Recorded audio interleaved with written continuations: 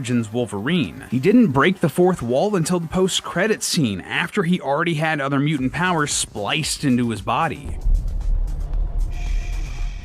So, was this just Deadpool's latent mutant power? Not quite. Though it's not outright stated in the film, it's heavily implied that the people giving Wade his powers were from the Weapon X or Weapon Plus program. You know, the same project that bonded the adamantium to Wolverine's skeleton. Their whole thing has always been grafting additional mutant powers onto people who didn't have them, rather than activating powers that weren't already there. And given that none of their other experiments, Wolverine included, have this fourth wall breaking ability, clearly this wasn't something Weapon X was doing intentionally. Something else is going on with Wade here, but we might be able to find some answers thanks to the comics. For example, he might just be a crazy guy that has a mutant healing factor. That would make the voices and audience that he talks to a very unrealistic take of dissociative identity disorder. Kind of anticlimactic, but I guess it is possible. See, at one point, Deadpool was assigned to a writer who wasn't super familiar with the character, who characterized Wade as a, heavy air quotes here, realistic mentally ill person, rather than the human cartoon who knew he wasn't real.